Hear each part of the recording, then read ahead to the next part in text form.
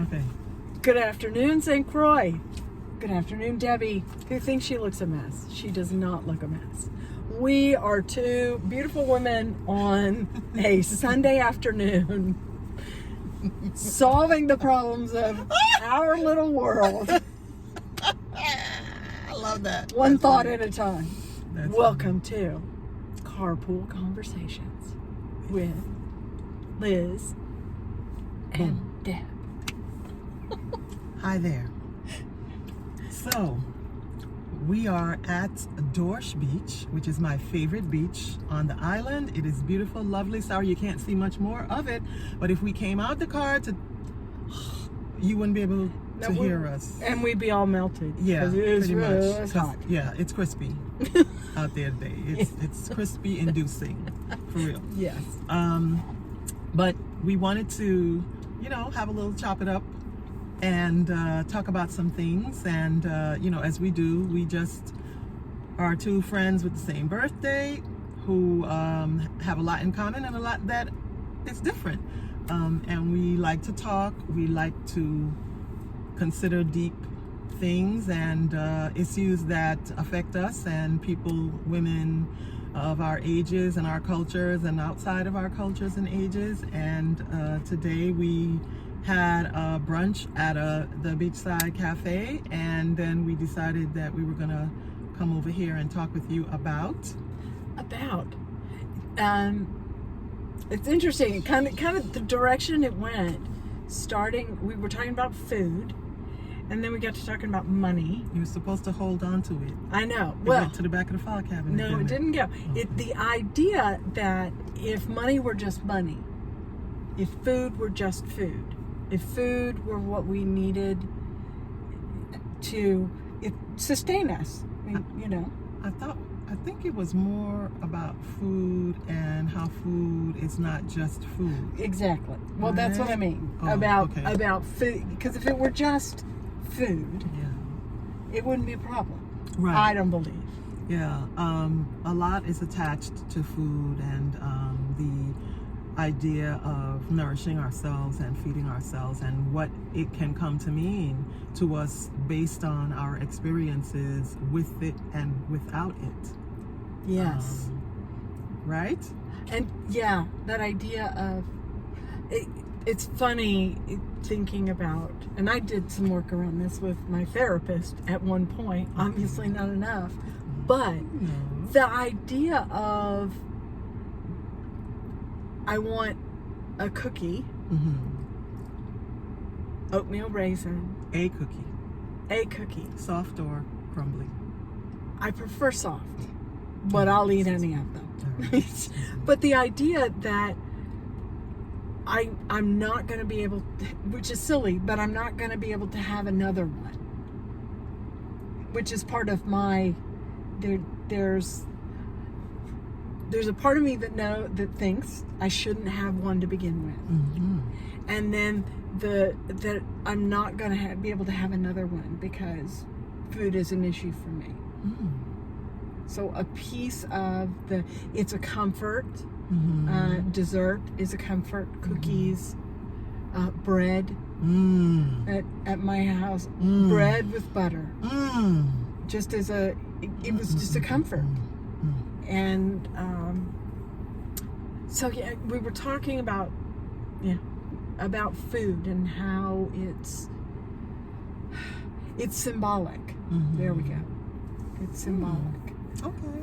And depending upon, like you said, depending upon your history, if you grew up not having enough, if you grew up it being withheld or that was a reward, if you grew up with this idea that you shouldn't eat certain things because you're going to get fat, but those certain things are delicious, that the whole, so many. Complex. It is. Complex.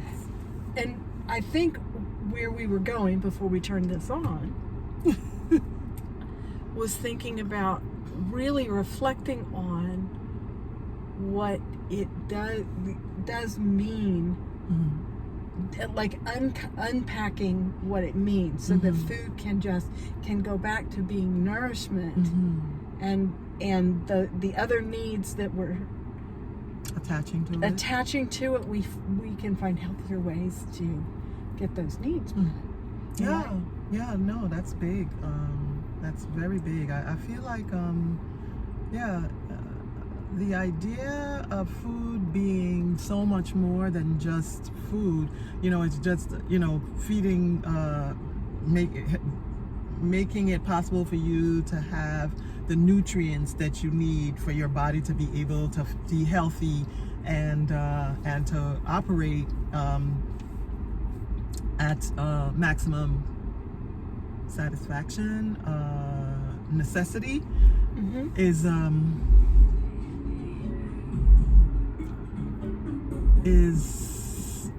I don't know.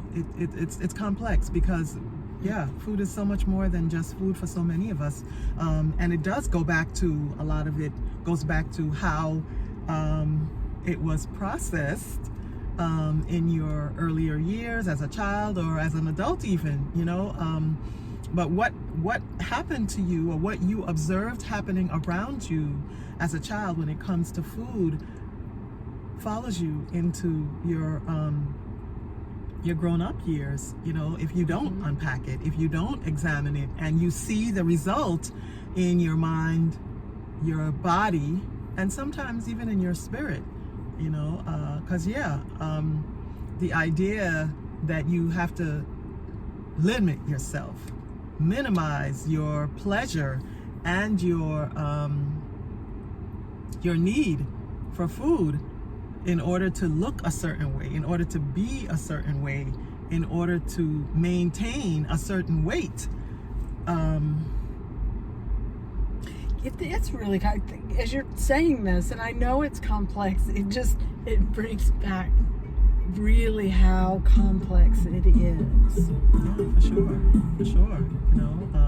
If you have a metabolism that works, fast, right, and you can pretty much eat everything, and you have a sister or brother, sibling, that everything that they put in their mouth, whether it's a cracker, water, or what, seems to show up. In a place where it doesn't, they don't want it to be seen. That immediately sometimes can be a cause for comparison, resentment, and sometimes it's not even you and your siblings. Sometimes it's the adults around you. Why can't you be like X, Y, and Z? Or you're not like so-and-so. You're not like your sibling. You can't eat that. Yes.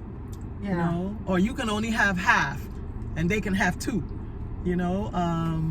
I know for me, I'm more of an emotional eater. So if something happens to me, now I'm talking about, something happens to me and it is disturbing, or it makes me feel unhappy or uncomfortable or angry or anxious or whatever, I don't feel like eating. I don't get hungry. I don't feel like eating, but I'll eat.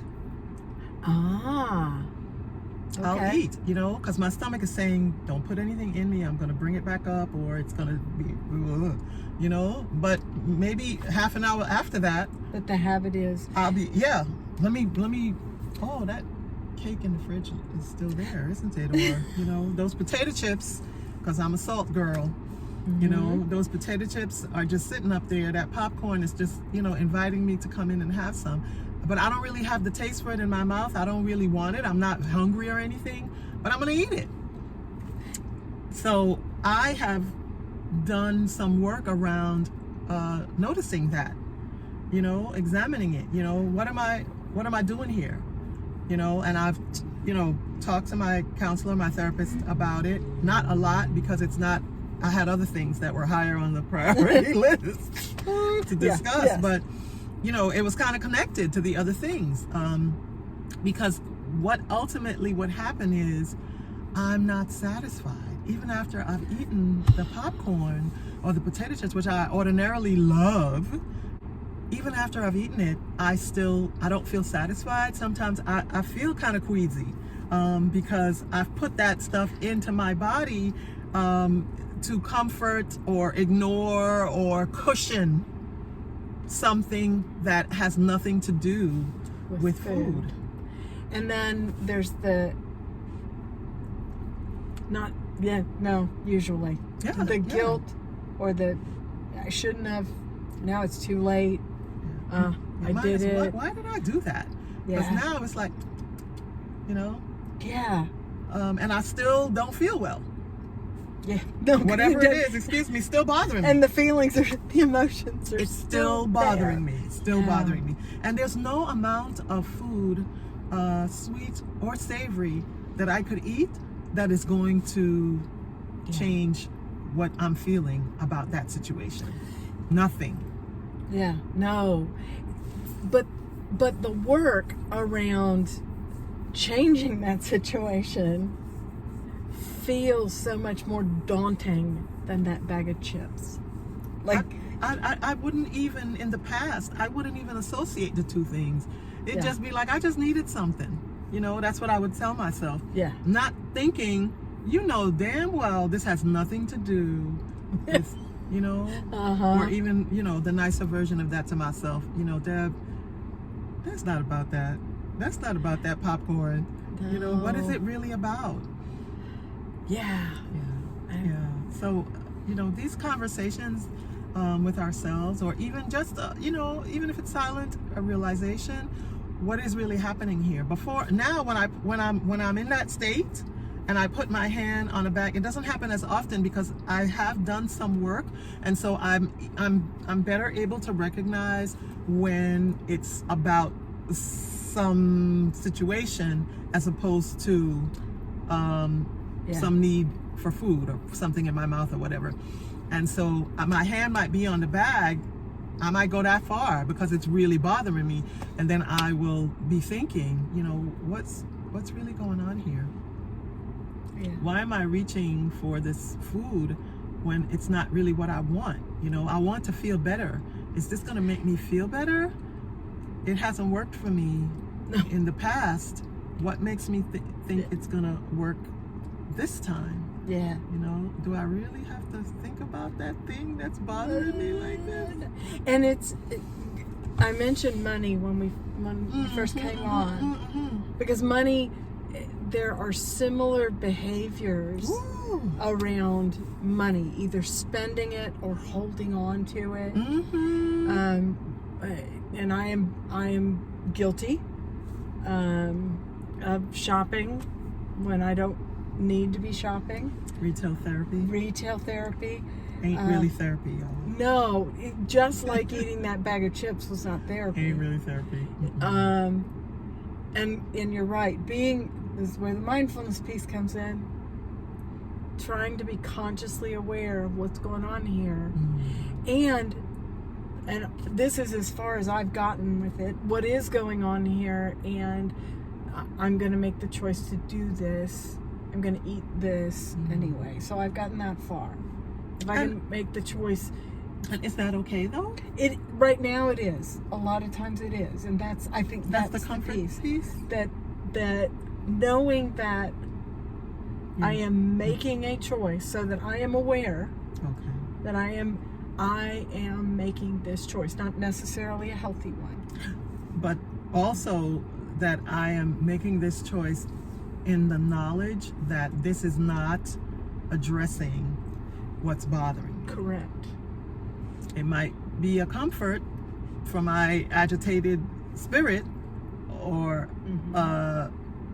something to make my belly feel good, but this is not a solution. This is not even addressing what's really bothering me. Yeah. So that's the self-awareness part of it as well, and that's bringing it back to making food just food, because it's meant to be pleasurable, it's meant to be nourishing. So if we take it in that way, and not as a solution to a problem, yes, in an emotional, psychological problem, then we are keeping it in perspective and giving ourselves the treat that we deserve in the ways that we deserve it. I feel like I agree with you. Yeah, but Yeah, there's a lot around that. Food is, Yeah, it is. it's funny. Food is so symbolic.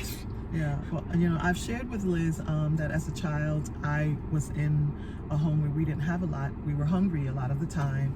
And so when I got older and I was responsible for myself, food was always something that I had in my house.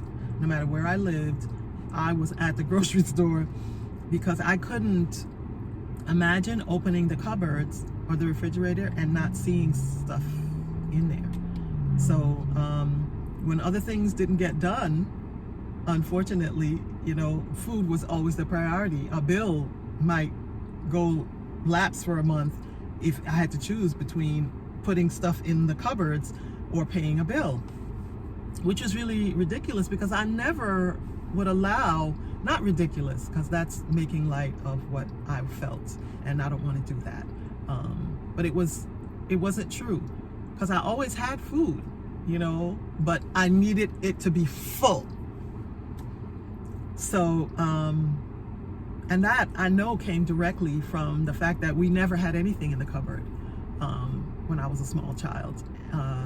Before, in Trinidad, we were always looking for stuff to eat. And my grandmother was in the States, and she would send food for us, but because we didn't have the kind of care that we needed, a lot of it never made it to us in ways that we needed it. So,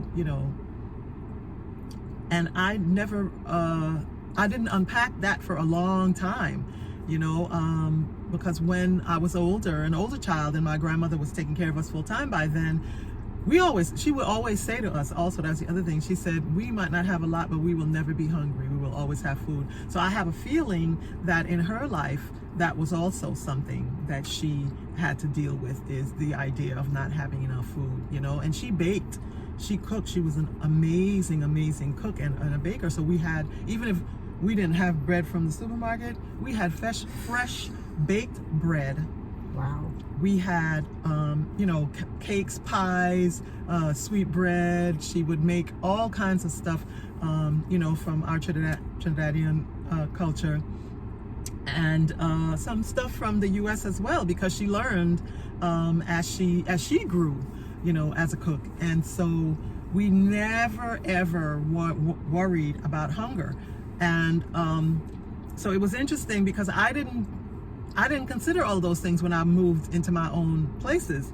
I still had in my mind this idea that my cupboards had to be full of food, stuff that, if I hadn't learned that you got to start checking the expiration date, it would just be in there becoming science projects, because I just wanted to see that I had food, to know that everything was there. There was some sort of safety for you in knowing and having it full. It's the full part. And so it took me a while to recognize that every space in the cabinet doesn't have to be full for me to have food. Wow. And it's interesting, listen, I think you've told me pieces of this before, but to imagine how it's affected you, that is not my history.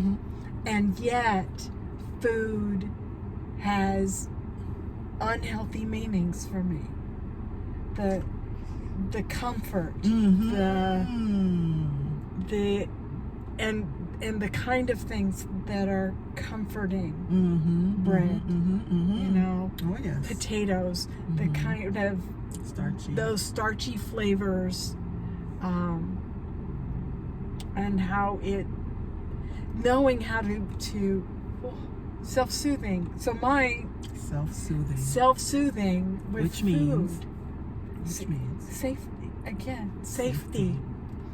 So the underpinning, the absolute underpinning is the same. How we get there is different. It's our own experience. Yeah. It's our own experience. But it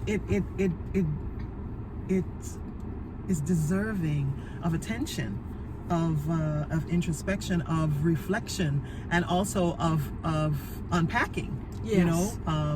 Pour energy and attention into looking at that and seeing where there are spaces where you might need a little help in figuring out how to change that so that it's healthier for you, if that's with counseling, therapy.